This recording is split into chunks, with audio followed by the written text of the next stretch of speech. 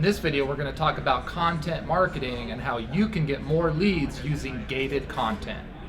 Hi, I'm JB with Marketing 360, and we help small businesses grow with our marketing and design, talent, and technology through our #1 marketing platform, Marketing 360. We call marketing and design MAD, and we love MAD. And hopefully these videos will help you fall in love with MAD too. So make sure to follow us to learn tips, tricks, and strategies to grow your business and fuel your brand.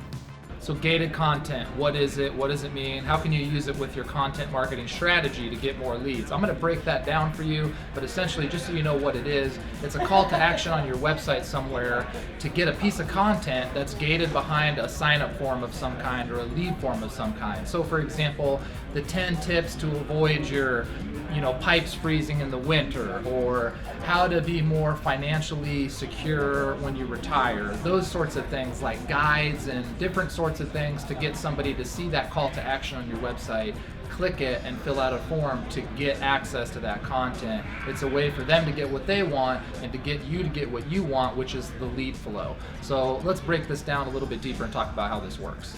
So first thing to think about with gated content, if you're an e-commerce business, it may not make a lot of sense. If you have blogs that you're doing and different articles that you're posting on social media or on your website, you probably want to funnel those people back to your category of products that are applicable to that content and relevant to that content. Lead them back to the specific products so they can make purchases. Lead flow isn't probably as much value to you. But if you're a business that survives off of lead generation and lead flow, if you're a local business always looking for leads, if you're a national business looking for leads, gated content can be really powerful in terms of increasing your lead flow to feed your sales team with more qualified leads that they can reach out to. So let's break down the examples of what type of content marketing strategies you can use for gated content and how we can make this thing work. So let's list off some different types of gated content just to get you thinking about it.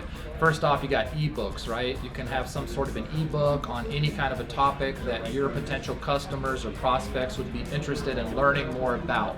Create an ebook on that and then create a gated content form to get them to fill out that form to get access to that ebook. So that's one idea. You can do white papers, research studies, stats. If you have stuff like that, that would make sense. You can even curate content, like get the top 10 videos on this particular topic, get access to that right now. These can be videos you didn't even necessarily do. Maybe they're just on YouTube, but you've curated that into one particular page that they can gain access to, that's done the research for them to watch those videos. So that's an idea. You can do checklists and tips and those sorts of things if that's applicable to your industry or business. You can even research the top tools or apps that people can use. That can be a call to action. Get access to the top apps for this, or the tools to do this, that kind of a thing. You can really kind of think outside of the box and try to answer the questions that your prospects or your customers have. When prospects are thinking about doing business with you or anybody in your industry, what are the concerns, the questions, what kind of information, what kind of things do they need answered? If you can solve that and answer those questions, those are perfect pieces of content you can make as gated content that can help capture that lead for you along their path towards getting that content that they want. They're happy because they gained value, they got what they were looking for, and you're happy because you got the lead. You can now connect the dots. You're seen as really the expert in that area, the thought leader, so they're gonna really subconsciously want to go with you with regards to sales. It's gonna make it an easier sales pitch for your salesperson. So let's talk about 4 questions you can ask yourself before creating gated content to see if it makes sense for you within your content marketing strategy. Question number 1 to ask yourself, is the gated content valuable enough that somebody would be wanting to actually take that step of filling out a form to receive it? If the answer is yes, move forward. Question number 2, is the content something that's not easily found around the internet with a quick Google search? Because if it is, they're probably not going to fill out your form. They're going to get that content a different way.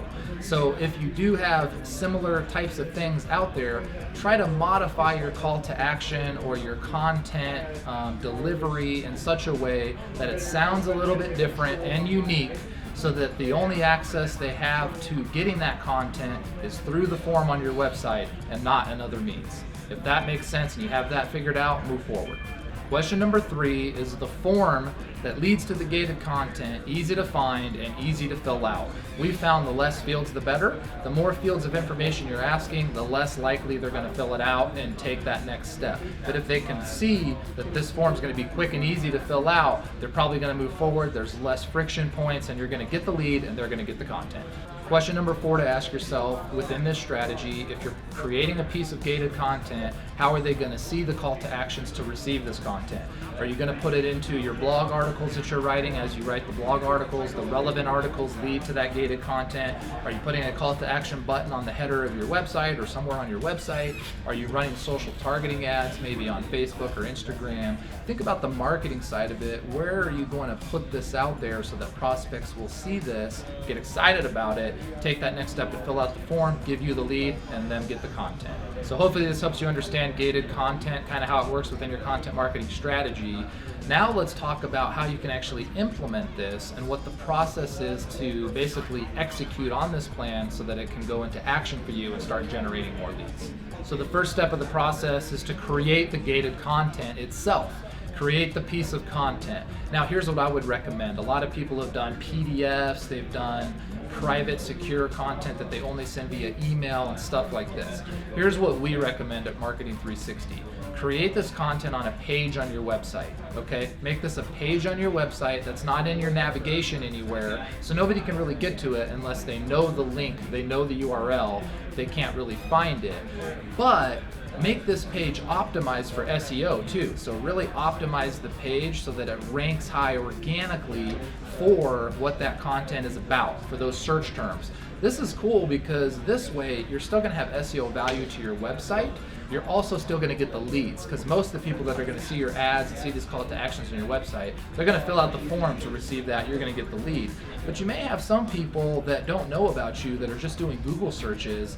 By allowing this page to be indexed on Google and rank high on Google, they may actually find their way straight away to the page, which is good because this builds brand awareness. They start to understand who you are, and potentially they'll reach out and become a lead anyways. So it's kind of the best of both worlds. So build a page of content on your site that's super SEO optimized. We have videos on our YouTube channel that talk about SEO optimization. If you want to learn more about it, check it out. Marketing 360 on YouTube. But really optimize that page, and once that gated content's created and ready to go, you'll move on to the next step. Once the gated content's done, you're going to want to create a landing page for that with your gated content form. So create a landing page, give it some bullet points on what that gated content is about. It should just really be like a mini commercial on how exciting this is going to be once you fill out this form, this amazing content that you're going to get, so people are motivated to say, hey, yeah, okay, I'm going to fill out this form and get this right now. So that page would be a nice landing page, have some bullet points about what they're going to receive in a form, maybe name, phone, email. Click here to get content instantly. Might be an idea for that landing page. Once the landing page is ready, somebody fills it out, they should immediately be taken to the content that you built on that other landing page. So the thank you page essentially on that form, when they submit it, should take them straight to that content. Or you can set up an autoresponder on your form so that when they fill it out, it sends them an email and says, hey, thanks for requesting our content. Here's a link to read it, to check it out. They click the link in the email, which goes to that page. Either way works. That's how to get them into the funnel. Next step, once your landing page is done and it leads to your piece of gated content, you're going to want to get people to the landing page. So now you're going to think about, what's that call to action? What does that say? Is it get the 9 tips to where to vacation in Mexico?